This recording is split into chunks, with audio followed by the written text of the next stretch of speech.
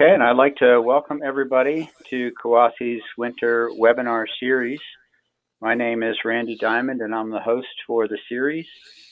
And this afternoon, we're going to listen to Dr. Ben Hodges talk about urban hydrology and the NCIMM. And without further ado, Ben, I'm going to let you take it from here. So thank you for preparing and looking forward to a really great presentation. Well, thanks very much, Randy. Good afternoon, everybody. And I'm here representing the National Center for Infrastructure Modeling and Management, which has been funded by the US Environmental Protection Agency. And my main goal today is to get across to you a little bit about what we're doing and why we're doing it, and what you can expect to see in the future from us. So the outline a little bit is about our mission, who we are, why we're here, a little bit about what we are not, as well as what we're doing and where we are going in the future. So our mission really is making modeling better. NCIMM is being set up to support open source developers and users, primarily for EPA, NET, and SWMM, but we'll talk a little bit about that as we go forward. We're trying to inspire and organize the community that is going to maintain and improve software in the future. The open source paradigm needs a central organizing factor to help keep software maintained, quality control, and in conjunction with the EPA, that's part of what our mission is in the long run. We want to see a development of community standards for public infrastructure models so that people have confidence in what the models say, that we don't have black boxes, that the models are testable. And we're looking to provide resources across the community for training, for quality assurance and quality control of code, and to improve documentation. So it's an awful lot of stuff for one little center, so we need a lot of help. And a bit about who we are. This came about because originally a call from the EPA for proposals for a National Center for Sustainable Water Infrastructure Modeling. So NCIMM was the name on the call. A couple of the major goals that the EPA had was research that was advancing both the EPA, NET, and SWMM models, and then building a self-sustaining operation that could live beyond the 5 years of EPA funding. EPA didn't see this as something that they could continually fund and continually put money into development and maintenance of a open source type of crowd coding center. They really needed some way to bring the community together to make the system self-sustaining. So we received a 5-year contract for $4 million, the team headed by us here at UT Austin in late 2016. And we have been spinning up since then and are moving along quite smartly. So the name, of course, did not end up as NCIMM. We chose the National Center for Infrastructure Modeling and Management. Even though we're focused on water modeling, there's a lot of crossover between infrastructure when you think about non-water, oil and gas industry in particular, that a lot of the same tools could be extended across. So we didn't want a name that would preclude us from collaborating or sort of prevent those people from seeing us. So that's why we chose NCIMM as our name. And also, really, the North Carolina swim team is what NCIMM starts make you think about. So, but in general, we call ourselves CIMM or NCIMM. Either one works. So our organization is a little bit unusual for a center. We're split into two major parts.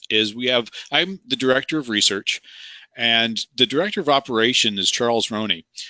Some of you may know Charles. He's worked for a long time in industry as a consultant, he's been chief technology officer for companies. So he has a lot of knowledge of the industry, both in the software for stormwater modeling.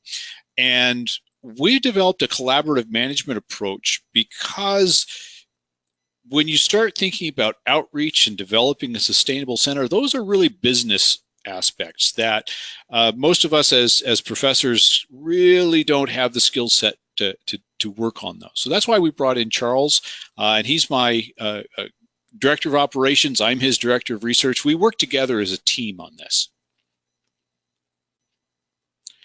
So overall, CIMM is composed of two major sections. Here at the University of Texas, we're considered the research hub. And then we're using the Urban Watersheds Research Institute, UWRI, which Charles has been a part of, as our outreach hub. This turned out to be quite an important approach with setting up the center, because we want to be able to do training to industry. And industry training does not necessarily mean getting professors to do things, because that's not always the best approach when you're looking at software. So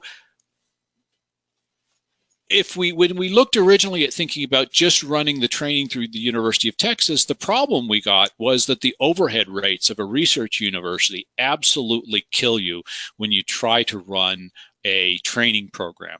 So by working through the Urban Watersheds Research Institute, we're able to keep the costs of training down because there's a much lower overhead rate than supporting the full research. So we have this team approach now of UWRI is where we're really doing the outreach, where we can bring in people at essentially a lower cost because they're not research oriented, and then we have the research hub at UT. And overall, this is a collaboratory grant that we're working with the EPA we're working directly with EPA personnel and trying to integrate what we do with where EPA wants to go with these models in the future. So the university, when we put in the proposal and were granted, we have three major research partners: Dan Ames at Brigham Young, Emily Berglund, who works Dan works on HydroShare and data models. Emily Berglund at North Carolina State University, who's worked extensively with EPANET and with security issues and control. Ted Cleveland at Texas Tech University, who is a SWMM modeler from way back in one of our code gurus to help us develop good operational code. So, but beyond that, we're actually interested in developing additional partnerships. We can leverage the CIMM resources, and we want to expand the funding base. We're trying to make this system sustainable, and the only way it can be sustainable is if we can bring in people from around the country who are interested in both doing research, operationally using the models, and building this towards the future. So we are quite interested in anyone who has ideas of how they might leverage how we could contribute in kind, and we could move forward to look for other pots of money to do great things. So a little bit about why we're here. So our overarching goal, and this is what guides everything and really comes back to the work that Charles Roney does. We're trying to create a self-sustaining nonprofit organization that can provide the community-centered training that we can help in and organize model development and provide QA and QC of open source codes. These are the sort of things that both public agencies and private industry need in order to have trust in the infrastructure modeling and management. Now, we have a long history of models being blessed by the EPA and the EPA providing much of these services, and QA and QC is still going to be done within the EPA. We believe that we're working together to develop methods where we can do part of it to help bring in community codes, and they will do the part of it and finally decide which are the actual codes that are EPA blessed. So our goals towards implementing this vision of how we create a sustainable nonprofit. And incidentally, let me back up for just a second. Part of the vision that we have here is that a nonprofit center that is based on doing outreach and training and this kind of work will not be successful if it stays simply within the University of Texas system, merely because the cost of overhead will make it unsustainable. So we're looking at the long run. When shortly after the EPA money runs out, we want to try to transition NCIMM into a full-fledged nonprofit organization that will have a board of directors and will be able to continue on with these major goals. So our implementation goals, these are the steps we're taking in order to get to the point where we can think about the self-sustaining organization. And one of the first things we're doing is to look at the next generation computational engines. And we'll talk about this a little bit more in a later, but the basic idea is this is an opportunity to build the next generation engines that will make these models successful for the next 20 to 30 years. We need sustainable training programs that can be altered and changed along with how the models change. And the community-based QA/QC system for open source code. We don't think it's practical for open source developers to be able to write their code, put it up and say, hey, EPA, do QA/QC on this.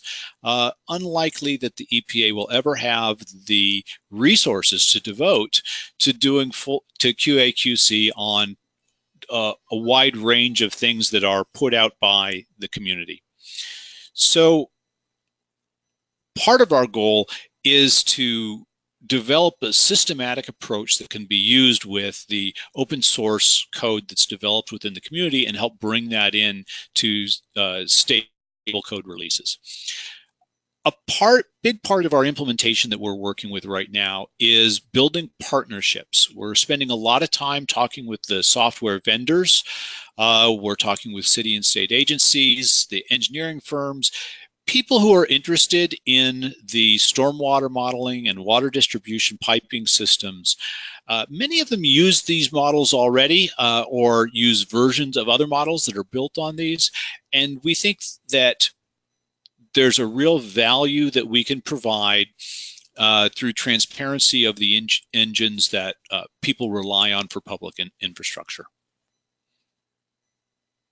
So what we're not. Now, this is really actually important to think about what we are not doing. We are not a vendor. We are not owners of software. We are not an engineering consulting firm. We're not going to compete with vendors that sell comprehensive software packages. That's specifically not within our purview. We want to work with vendors so that they can provide the things that fit their expertise, and we ensure that below that are the engines that are transparent, that the science is understood, and that cities and the public can have confidence in. We're not developing proprietary code. We're working completely with open source and public domain software. The EPANET and SWMMM are both public domain. Many people make add-ons that are open source, and we're working across the challenges of how we integrate public domain and open source. We're not providing specific consulting advice on how to apply the models. We'll work in general training and we'll help people look at how the models might be improved. So one of the things we're interested in is for their particular cases, what new things would help people be able to use the models more easily, make things more adaptable, easier to use. So a bit about what we are doing. So overall, we've got three major areas that we're working within: research, outreach, and code development. And we specifically split out the idea of code development as research because any of you who've worked with students know that they can produce some amazing software that does amazing things and is very, very difficult to maintain and debug. So part of our goal is to develop a systematic approach to taking research excuse me, and professionalizing the code. So along with that, we have a whole approach. I won't go into detail here in our QA and QC. We're looking at methods for documentation and standards for documentation. And how do we get from that case where people have developed something really cool, they're excited, they've got it done, they want to hand it over, they want to see it used, and they don't quite have enough time to finish it off and debug and bring it up to standards.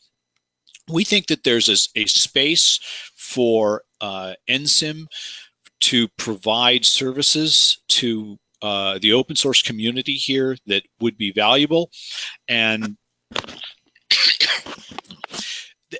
that can help make code that's created by research teams around the world and universities, make that available to the public in a form that is centralized and taken care of in a way that people can appreciate. Very briefly, just to talk about the models. So the Stormwater Management Model, or SWMM, I'm kind of assuming that everybody here is more or less familiar. Maybe that's not a great thing. We can talk in the questions session more about the model if we'd like. So, SWMM came out in the 1970s. EPA worked with CDM in developing the first one. It's been rewritten over the years. The last full community rewrite was EPANET 4, or SWMM 4, and then SWMM 5 came out in 2005 as a complete rewrite, a switch from Fortran into object-oriented C, and has been the standard. Although SWMM 4 is still being used, I still see some papers out there of people that are using that. The main use, download, and use now throughout the world is SWMM 5. And we see these models they're widely used both independently, people who are directly using them, and also the vendors will use these as engines beneath as an engine beneath another model. So they'll put more interesting features on the top of SWMM and then repackage and sell that, which is entirely legal and appropriate for a model written by tax dollars. EPANET, in contrast to SWMM, is the water piping distribution model, and this was developed directly within the EPA by Lou Rossman, released in '93, and the version 2 that's more common now, there have been updates to it, was a 2000 release. It has some very nice toolboxes for real-time control extensions and multi-species water quality that allow you a developer a lot of flexibility in how they apply the model and build modeling systems. And we see this extensively used in research around the world. There's a tendency for a lot of the water companies to actually use proprietary software rather than EPANET. Quite a few of the proprietary softwares use EPANET underlying it as an engine. So within the code development section of our project, key things that we're trying to do are, first, we're doing bug fix code. So the incremental improvements of the SWMM and EPANET, bringing out the bug fixes, taking the things that people have pointed out and helping the EPA in this way produce the next incremental dot releases of these codes. So we're also looking at ways to develop new capabilities and features that are compatible with the existing code. So this is what we're doing right now with SWMM 5 and EPANET 2. So the third thing, our code development, is to provide the high-level QA/QC for all the code that we develop. We want to develop all the processes by which we're sure and we can be transparent with the rest of the community as to what has been changed, how it's been changed within the code. So documenting this is something we're trying to really build up. For outreach, our key outreach objective is providing training. So we're trying to we've been putting together, we've already had EPANET training, and we've got SWMM and more EPANET training on the way. I'll give you my contact information at the end, and if you're interested in the training going on, please send me an email, and I'll get back to you, put you on the mailing list for the training. We're still putting together our approach to advertising our training and getting that out to people. A big part of what we're doing right now in outreach has been engaging with the vendors.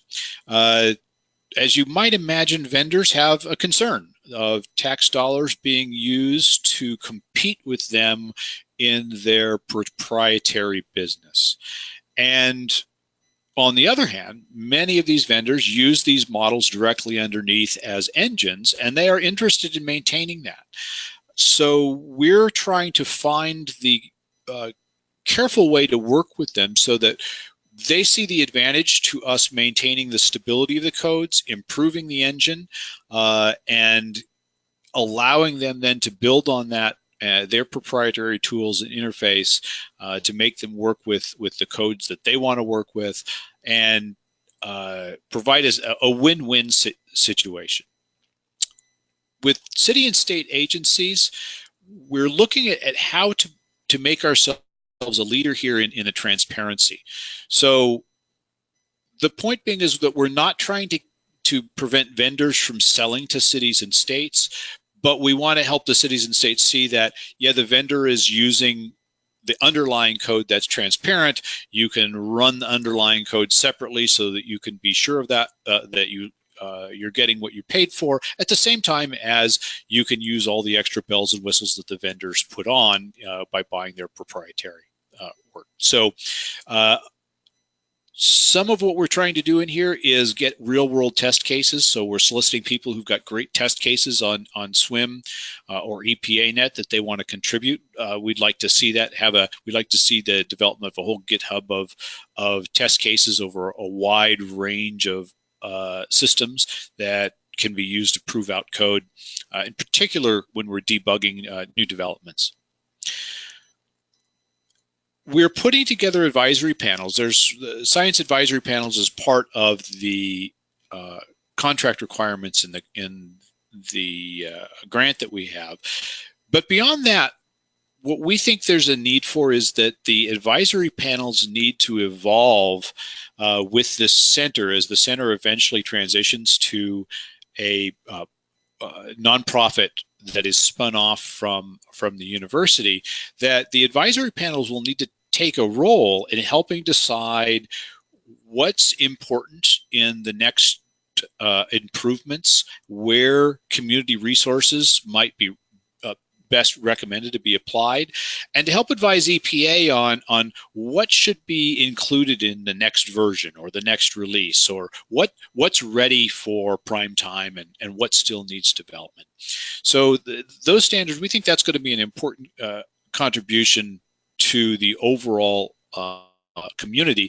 It's clear that any open source model or public domain model that is vibrant and maintains a community has to have this balance between people that can contribute and feel that their contributions are accepted, that they aren't just always bounced back, but at the same time maintaining a standard of quality that makes sure that other people, when using contributions from a diverse number of sources, feel like they can trust the model and they can look and see transparently what's been done and the test cases, so they're saying, yes, I don't know that person who contributed, but I trust the system that accepted their contribution.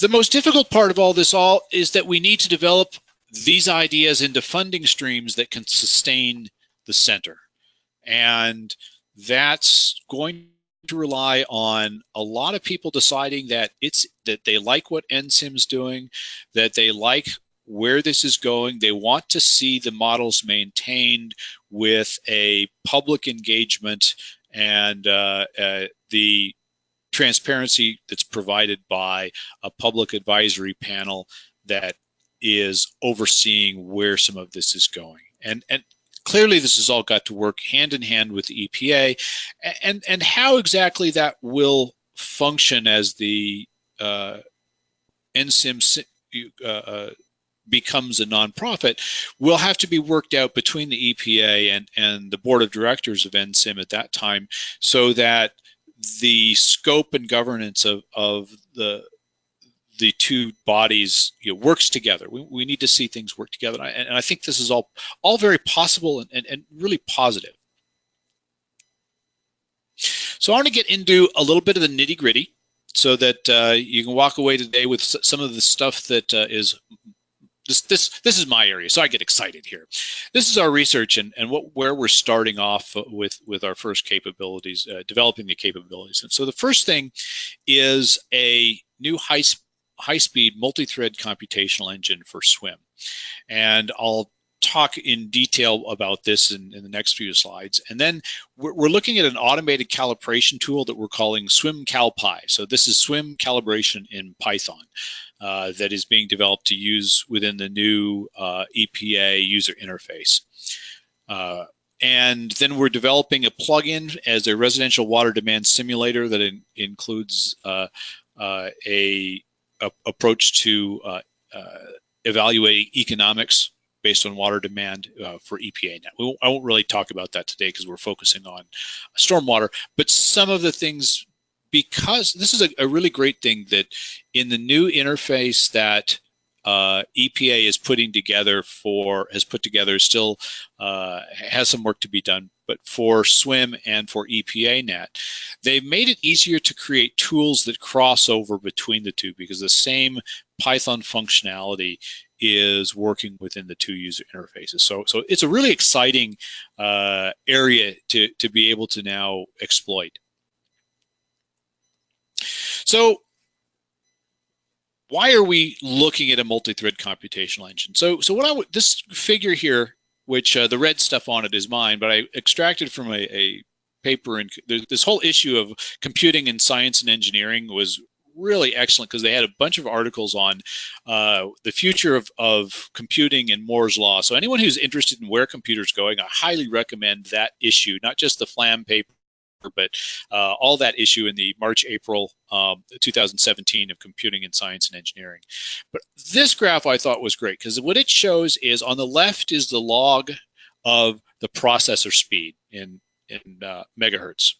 And on the year, this is a very strange thing, the way the computer people think about the release dates of processors. So the point being that after 2004, we have not seen any improvement in processor speed. But we all know that our computers on our desk have gotten faster. So if they haven't gotten faster, how they've gotten faster? Well, they've really gotten faster because they're able to do more things at once. The processors are not any faster. They're not getting any faster. And if all you're doing is computing one thing after another, then you're not going any faster today than you were in 2004. It's only when you can do things in parallel that your computer seems to be going faster. And what really helps us in that is graphics. So anyone who's played around with a graphics processing computer, a GPU array, knows that those things go really, really fast because they do 4,000 processes at each clock tick. So our processors are not getting faster, they're just getting more parallel. And in fact, we no longer think about things in parallel, we talk about multi-thread, because parallel is usually used for, I have parallel processors, but then as addition to each processor working in parallel, each processor may have multi-threads of computing, so multiple things it can do at once. So there's been some really good work on parallelizing SWMM as well as EPANET, and there's actually some great things about the original SWMM algorithms, both in SWMM 4 and then the extension in SWMM 5, in the way the link and node system was set up, is that there's a lot of stuff that parallelizes really, really well. But the problem is you get past about 10x speed up, and that's all you get. And it doesn't matter how many processors you throw at this. So here on this, they put up to, I think they had 24 processors was their maximum, was the most they have in their machine. But you can see the trend. There's no reason that if you apply 100 processors or 1,000 processors or rather 1,000 threads, that this is going to go up much higher. So the effectiveness of parallelization, this is part that's known as Amdahl's law, how you're trying to parallelize something or multi-thread something to get speed up. It tends to top out if your code has any bit of serial nature in it. The serial part dominates. And that turns out to be the problem with SWMM. So, and this is some work done at University of Innsbruck, and Wolfgang Rau is giving the, there's a urban drainage conference in Palermo this year, and he's going to be giving one of the keynote talks. He's a great guy. So as I see it, or as we see it rather, the problem is that we're going to have an increasing demand for modeling higher resolution and more comprehensive systems for entire areas. As people get their, as cities get their GIS systems to where you know in detail everything about the impervious cover. You know in detail the plot scale of low impact development features. That we need models that are able to run at the scale at which we have data. The time of engineers trying to abstract the data into larger patches just so that the model can work, that seems to be not an effective way to move forward. We want to get the engineer out of the loop so that we can take data directly from the cities at high resolution, put that into the model, and solve runoff over the entire city without having to abstract. Now, in order to do that, we need efficient multi-thread solutions. And we'll need to be able to think about how we go from, today we've got 10, 20, 30, you can easily get a 164 thread processor on your desktop today. But we're going to have thousands of threads by the time that 2030 hits us, and that's going to be a standard. Now, it can always be argued that, well, we can run 1,000 SWMM models in parallel. Well, yeah, that's useful for some things, but sometimes you just want to run one really, really big system. And that's our limitation. The present solver is not going to let us get there and multi-thread with any real efficiency. So how do we get around this? We've got a approach that we think is going to work, and we're testing this out with the SWMM, and then we'll see if we can. The step after that is to extend to EPANET. So the first thing is we think about the open channel hydraulics, and we need to move to an explicit advection scheme. If you go back to the original SWMM, it was written with an explicit advection scheme, but you had a lot of stability problems, and they replaced eventually the forward oiler with a backwards or implicit oiler, which is a first order accurate but very stable scheme. We're going to switch back to explicit, but we're going to be looking at Runge-Kutta schemes, fourth order rather than first order schemes, which can be made quite stable. I've actually been looking recently at some of the sixth order Runge-Kutta or rather it's a sixth level third order Runge-Kutta that happens to have some really good features for this. Too much in the weeds, sorry. But the point being here that when we use an explicit advection scheme, and when we write the code in a way that I'm thinking of a numerical method, it's called the no neighbor algorithm. And that is that I want to assume that a grid cell or a link in the terms of SWMM, it only cares about what's happening to its immediate node neighbors. It doesn't know anything about the upstream link or the downstream link. And likewise, a node only knows what's happening at its two adjacent links. It doesn't know anything about the upstream neighbor node or the downstream neighbor node. So nodes only understand their adjacent links, and links only understand their adjacent nodes. And we can put this into what's known as a finite volume algorithm, which is a simpler cousin of the finite element algorithms, and it is completely conservative of mass, which helps get rid of part of the problems that can happen with the existing SWMM code where mass is not conserved under some of the iterative solutions. So that helps us with one thing, and the idea of this no neighbor algorithm allows us to slice and dice the system into pieces and put it in theory into thousands of processors without the degradation that we see right now. The other challenge, another challenge for SWMM is the transition between open channel hydraulics and closed channel hydraulics when the pipe becomes surcharged. And this is an interesting challenge because what happens is we switch from the St. Venant equations, which are hyperbolic, to an elliptic equation. And what that means is mathematically is that when we put incompressibility in, what we're saying is that information propagates faster than the speed of light. It propagates infinitely fast across the domain. And mathematically, that makes the solution really, really difficult. Because first off, we know in the real world that information doesn't go instantaneously across the domain. It goes at a very fast speed. It goes at the speed of sound. That's our pressure wave that we usually only think of when we're dealing with water hammer But we're all, for some reason, this is something I don't quite understand. Most people are very happy with the idea that, well, it moves really fast, so we'll make it move infinitely fast, and we know that's an approximation. What I want to do is flip this over. There's a whole area of fluid mechanics, computational fluid mechanics, in artificial compressibility, which instead of making the signals move infinitely fast, we make them move slower. We control the speed at which signals move through the system with by treating the water as slightly compressible. So we don't have to have things move at the speed of sound. We move some speed slower. Now, granted, that's still unrealistic. But the advantage of it is that it moves the information in a logical manner through the system. This enables a solution to use control systems in a much simpler way because you aren't trying to move information instantaneously and have instantaneous feedback after a control valve moves. So we think that this will be in effect. What you're really doing is to change an elliptic equation, compressible equation.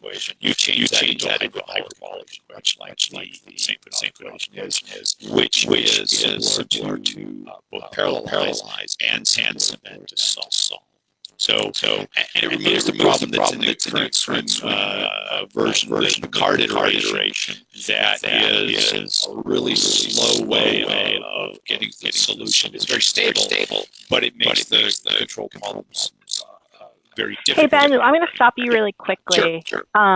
You sound a little distorted. I'm not sure how you're connected. Are you connected on your computer? Yeah, I'm connected on the. Is yeah, that better? I think. No, it's starting to get like a little degraded. Okay, so you want me to try calling in over the phone? Yeah, that'd be great. Okay, yeah, so sorry, everybody. Hold on one second. Give me the number that I should call. It's 213 213 929 4221 4221. And then the access code is, you can write it down, it's 279 154 806. Which run that by 279 154 154 806. 806. All right. 279 154 806. And then pound sign? Yes.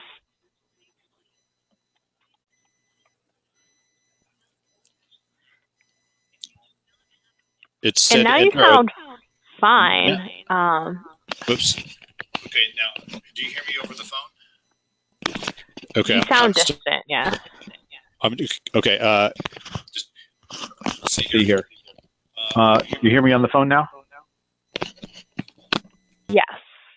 Okay, I have unplugged my I'm going to have to feedback now. We'll get feedback. Just a second.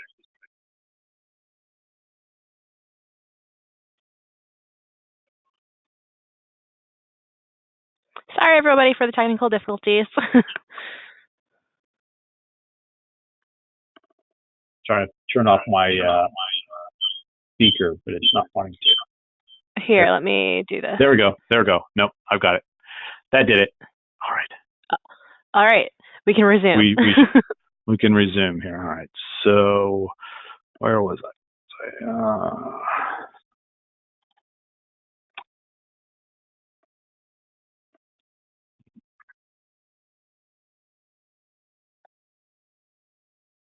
All right.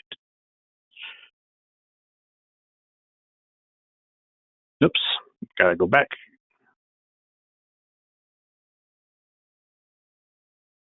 Okay. So, all right. So I think I was talking about a little bit about the artificial compressibility method. Another approach that will help us out is what's known as local time stepping. So this is established in a lot of different models. There are a number of ways of doing that, but it allows you to look at a spot in the network that happens to have some problems with instability and needs a small time step, and you can time step that system at a smaller step than the rest of the system, and hence you can move everything forward because you can put more processors dynamically move to that one area, spend more processors on that, and take larger time steps in other areas.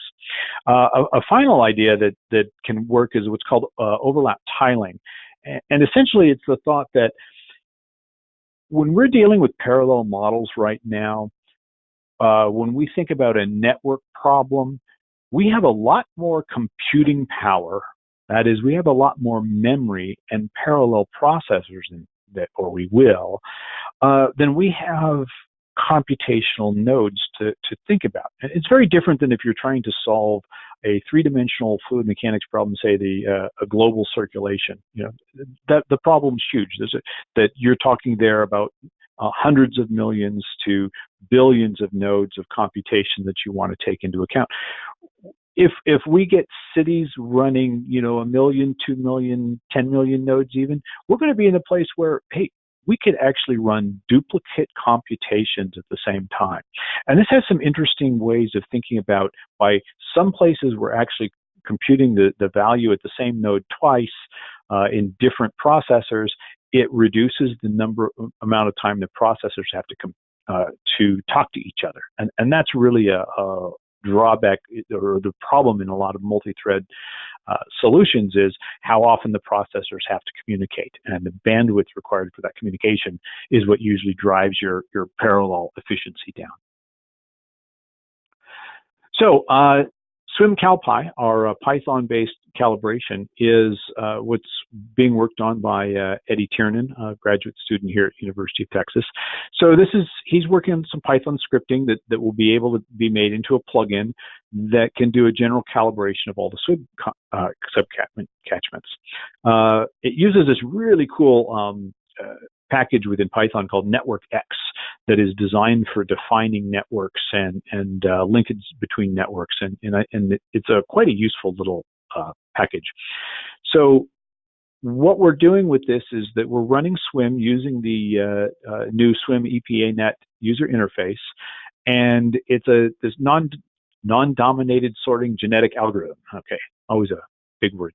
NGSA. It's a way of looking at multiple objective functions at once. So there may be multiple things you're trying to calibrate for. On the one hand, you simply want to have the best Nash-Sutcliffe efficiency. But you don't want to just function on that, because you're also trying to say, well, but I want to get that the peak flow is important and the volume flow is important. So I want to make sure that my errors are minimized in those. And then to keep the calibration from going crazy, you also want to say, but I don't want the system to move too far from my initial guesses, because as an engineer, I think my initial guesses are pretty good, and I don't want the computer getting too stupid on me. So this is the NGSA method is a way of taking those objective functions, melding them into a systematic way of doing a large number of computations. So we run SWMM a lot of times, and the system all sets up run SWMM, adjusts the coefficients, run SWMM again, adjust the coefficients. Actually, adjust the coefficients, makes several sets of runs and then readjusts. So it's a way of getting to a better calibration problem, a solution to the calibration problem, and automates it in a simple way.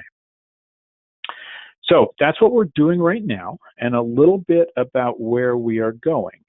So our future right now, we are going to be presenting some of this stuff in a little more detail at the SWMM User Group Conference. I still don't know how to pronounce ICWIM for a conference name, but we're going to be there to present.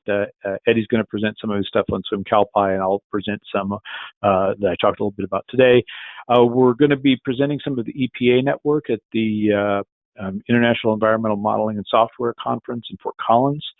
The paper that's the way we're working with this to get things out to the community, we're prototyping the St. Venant solver in Python, and we're writing the paper right now with all the demonstrations of the code for the no-neighbor algorithm and how that will work. And then we're going to release that paper and the code on GitHub for people to use and comment. This won't be directly within SWMM. What we want to do is have people critique us and improve the code and see if they find areas that, hey, when you go to write this into C as the solver, maybe you don't want to do this, or maybe there's some other way to improve over what we've done. Expect this summer with completion of Eddie's master's thesis, the beta version for the SWMMCALPY will be released. This is going to be a good test case because it's a student-developed code, and we're going to bring that beta version then in and use our professional developers to go back through that, make sure it meets standards of documentation, QA, QC, and we'll look at how that whole process goes along and learn from it so that we can better have ways of discussing with students how they should be thinking of things on the front end when they're writing their codes to improve this, improve the outcome at the end and how much effort it takes to bring it into professional standards. We're actively working to develop partnerships. This is a big thing, and I'm interested in talking to people who are interested in what we're doing and can see ways in which this helps them in their particular business. And honestly, what we're trying to do is build this center for the future, and we're going to need people who want to contribute and bring both in kind and also funding to keep the system running and keep it open.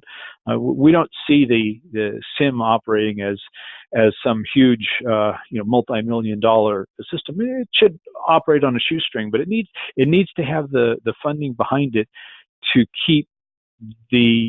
have enough to keep the volunteers who will provide a lot of the work in the open source community. We need to be able to bring together the people at conferences. We need to be able to make sure that the people making decisions have enough time to do that and are compensated for those things. That's what we're trying to put forward. So, summary, we're making models better. The scale of our project, we're 5 years, $4 million. I always say we've got more time than we've got money on this because there's $800K to work with, and about 2/3 of that's outreach and code development. So we're working on about $250K per year on our research. It always sounds like it goes farther, but once you take university overhead, it never goes as far as you think it should.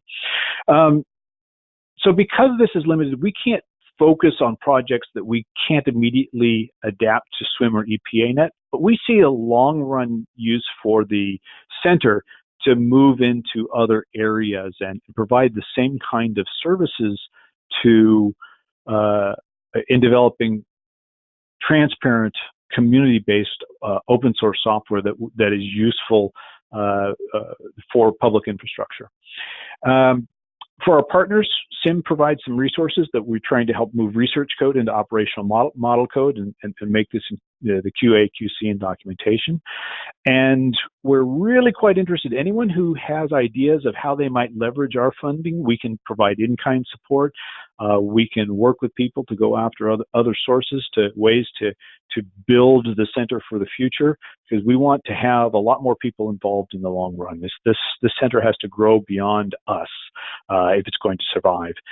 And if you have an organization that you are interested in supporting our goals and see that as something, let's begin talking now, because it takes a long time for an organization to hem and haw and think about whether they really want to invest and understand where we're going and get the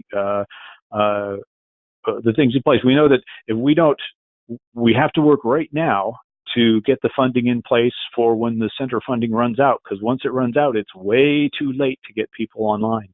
So that's sort of what we're looking at right now. We're looking for synergies to move this stuff forward, and we are welcoming ideas, partners, and people who want to work with us. So that's what I have for today. Here's my contact information. I do want to say that our website here is a placeholder. We have a more sophisticated site that we're still developing. We've gone around lots of times. Anyone who's been on website development, you know how you go round and round and round about that. So we hope to have that one up within the next month or two. And that's what I've got. All right, well, thanks, Ben. If you have any questions, please type it into the questions chat box, and then we can read it out loud. We do have a few questions already. One from Paul Koch. He asked, does CIMM scope encompass learning algorithms, e.g. neural nets for infrastructure and system control? I think there's a lot of potential for that.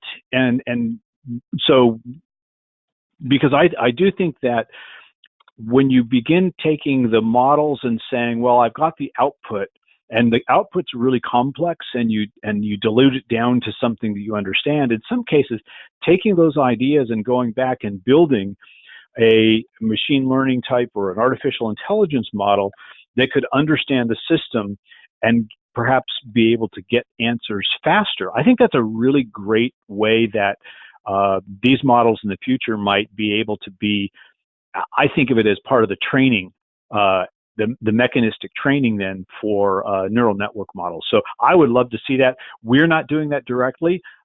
If people wanted to partner with us and have us help in that, that would be great. We'd love that. All right, there's a comment from Steve Burgess. He says, models used by professionals have to be credible. Note use of HEC-supported models, Modflow, etc. Models used in the US need to be embraced by a major government agency or professional society. Yes, we absolutely agree, and that's the key. And hi, Stephen Sally. We agree completely with that, and that's part of trying to get this balance between, we need the open source community to bring their what they can do to improve models, and we need the QA/QC that's transparent, and that the EPA is on board with where these models go, and that's why this has to be a partnership in the long run, and it's a very important point for us, and you're mixing a lot of different cultures between the vendors, programmers, research scientists, and EPA, and engineering consultants, and it's not an easy line to toe, but that's where we're heading, and that's where we don't want to be a vendor. We don't want to be the fifth version of things being sold. We are trying to make the system work so that the EPA can keep the models moving forward and keep them as standards that are useful to industry. So yeah, thank you, Steve. All right, next question is from Caleb Buhan. Hopefully I say his last name right. He says, I have done some work on modularizing SWMM so that independent instances can be executed concurrently and implementing NSGAII for calibrating SWMM on HPC clusters using threading and MPI. Do you have a formal way for people to contribute code or perhaps collaborating on some of the work you have discussed here? We don't have a formal way yet. We are going to, we're setting up how we're going to use the GitHub and put things out in the long run. But our goal is almost always first, or the first thing is that the students have to be able to get through their work without it all blowing apart in the public domain.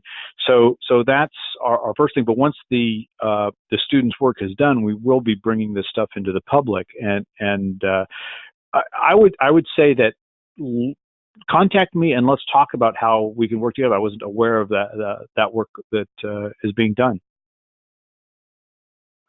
All right, next question is from Senbai. Great presentation. Can you list a few limitations of the current SWMM and EPANET models? Also, will GPU help on improving the computation efficiency? Let's see. I'm going to listing a few. Oh, wow. I could get into a can of worms for listing the deficiencies. I would say the main deficiencies that we have are the difficulty in using control because of the incompressible solution, and the for SWMM the inability to ensure conservation on highly dynamic flows without a lot of tweaking around of those. So those are just the two off the top of my head. GPUs are an interesting problem. We have a GPU, we've been playing around with it, and the biggest issue with GPUs, other than it really is tough sometimes to break things out into 4,000 threads, and we're learning from that. The biggest problem is that you don't have IEEE calculations, you only are using, on at least the GPUs we have, are only using single precision, and that can cause you issues in convergence and instability on these models because you're introducing an error at a higher level. So GPUs are great, but they're also fraught with problems. And one of the difficulties is that it's very difficult to debug because it's guaranteed that every time you run a problem on a GPU, the checksum will be slightly different because there is no IEEE insurance in the error correction. So yeah, that's a challenge. Hopefully people will get that stuff move better, but that's computer science people. Thomas Adams has a comment. He says, there are many examples of very successful open source projects such as R, GraphJS, QGIS, etc. They should serve as good collaboration models to follow. Yes, we are watching those. They're way more mature than where we are, and the main thing that we have to be careful of is that they serve different kinds of communities, and then you have a cross within what we're doing, and R, for example, is something. They weren't so much worried about working with the people that they're competing with, whereas in some sense that we want to make sure that SWMM and EPANET are complementary and working with vendors who sell software that do essentially the same thing but more bells and whistles. So that there's a line to draw in between there, because of that we're talking about here a publicly funded set of software versus something that has been developed sort of holistically out of the university systems. But no, I take the point is actually really good. We have been looking at how these things work, and that's where we do think that the successful models always have some central authority that is keeping the chaos in check, shall we say. All right, are there any more questions out there? Starting to wrap things up. Well, I'm going to give another minute or two for questions. Just want to remind everybody that we have one last presentation in the series with Aditi Bhaskar from Colorado State University next week on the 28th, same time, same place. So please do join us for the last presentation on watershed scale effectiveness of green infrastructure. I think there are no more questions. Well, thank you, Ben, for your presentation. Well, it was very informational. Thank you, everybody. Appreciate your time. And please do send me an email. We can chat on the phone. I didn't put my phone number up there just because I know these things go online, and then the next thing you know, you're getting robocalls. So, but send me an email, and I'll send you my phone number, and we can chat. I love talking about this stuff. All right. Well, thank you very much, and everyone have a great day.